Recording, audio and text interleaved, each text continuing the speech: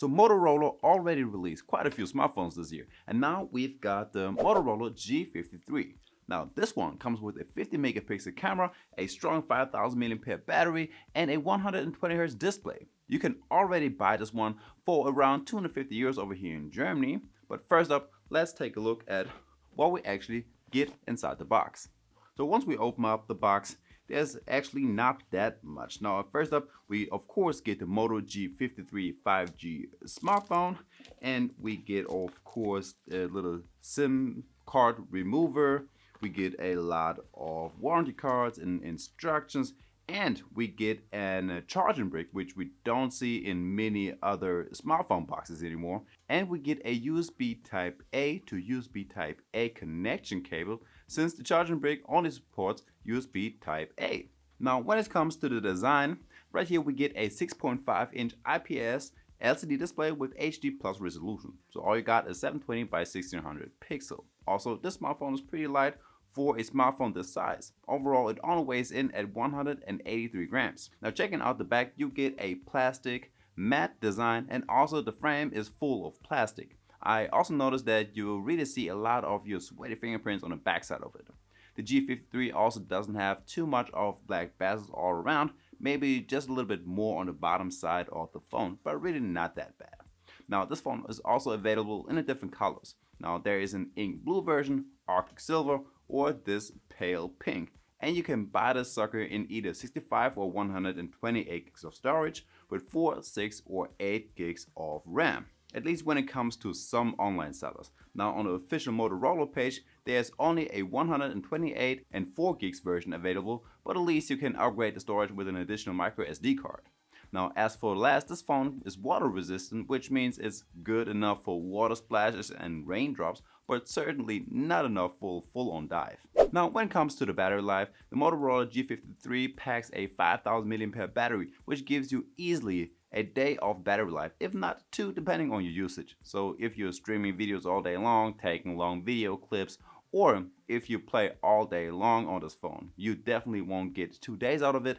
Now, when it comes to charging this phone, we only get 10 watts charging, so you better want to charge your phone during the night, since it really takes a while. Now that I mentioned gaming, I mean, you have to keep in mind that we're still talking about a 250 euro smartphone, which isn't particularly expensive, so don't expect too much out of the performance. Now, the built-in Qualcomm Snapdragon 480 chipset only provides you with some basic gaming experience. And even navigating on the phone can sometimes feel a little bit slow. Now playing my car racing games, which does require some smartphone power, especially if you're playing on high resolution, that seems to be working pretty smooth. I didn't get any lags, and overall pretty surprising for that kind of chipset. And of course I also finished first. And yes, you got the Moto Game Time mode as well, which is pretty useful, so you can block calls during your games, or you put it in a high, standard, or a battery saving mode. Or you can even take some quick screenshots if you want to. Alright, let's talk a little bit about Android 13 and some Motorola specific features. Now, I couldn't find anything about how many years of OS updates or security updates you will get, but you can't expect too much at this price point. I think nothing more than 2 years of OS and 3 years of security updates. That's probably the most that you can hope for. So let's check out the Moto App, which I do like a lot. It has quite a few bonus features. All the way on top, you can quickly customize your smartphone. Right here, you can change the wallpaper, or below you can change the theme colors and icon shapes. You can adjust the text and change the whole layout in general. There are also quite a few gesture controls. So by double tapping the backside, your phone, you can quickly start in any app of your smartphone. By shaking your phone, you can turn on the flashlight, or you can also flick the phone around twice to open up the camera. You also get the usual fingerprint sensor and the face detection, and both work fairly well. Well, you can also swipe across the screen with your 3 fingers to do a screenshot, and all of the way at the bottom you will find a play menu with which you can turn on and off the Dolby Atmos. You can use a few presets or just create your own settings, and you will find your Moto Game Time which I've already mentioned. So the Moto G53 comes with 128 gigs of internal storage, but be aware that quite a lot of it is already used up by the system, so you only get like 110 more or less. So the 6.5-inch LCD display of the Moto G53 is very basic. So you do get HD plus resolution with 720 by 1600 pixel resolution and a great 120 Hz refresh rate. But if you're watching some dark videos, videos with lots of black colors, you barely see anything on the screen, even though this phone lights up with 600 nits. You cannot expect too much of a budget smartphone. Also, colors look kind of pale sometimes, and it can get a little bit grainy with this low resolution, but it's surely enough for some quick YouTube videos on the go, Netflix, or gaming session during your train ride. So you do have a 120 Hz display, and when you flick around the display or in your camera settings, you do see that it can get a little bit slow buffering the new camera settings, or if you open up new tabs and apps. Also, if you go full video mode and use the whole display to watch your videos, the selfie camera doesn't really get in the way since you only have a very small dot on the top end of your smartphone. Now, when it comes to the audio, the Motorola G53 5G rocks a mono stereo speaker on the bottom end, which does get pretty loud, which is great for a budget smartphone. Plus you get a 3.5mm headphone jack and a USB Type-C connection, so you can basically plug all of your wired headphones up with this smartphone.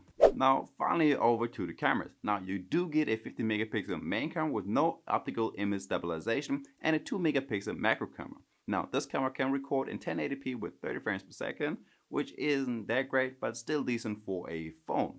Now the front camera has got 8 megapixels, so once again not too much, and you can capture videos in 1080p with 30 frames per second once again.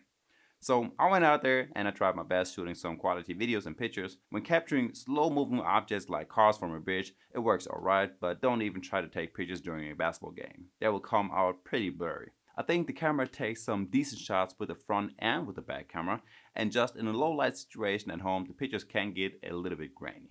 Alright, here we got the camera test. Right now I'm recording with 1080p with 30 frames per second, since that's all the G53 can do.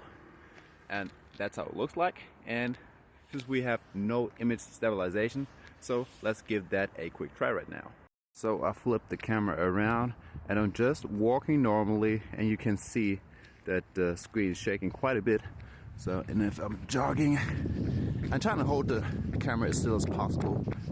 It's not really that great. So right now I'm trying to give the main camera a quick try. This one is almost the same camera as the front camera, so you can only record in 1080p with 30 frames per second, and that's how it looks like. And guys, there we have it, the Motorola G53 smartphone. Now I've also covered the Motorola G73 in another video, this one right here, so just click this video right here to get right to it. And with that being said, I will see you in the next one. Peace.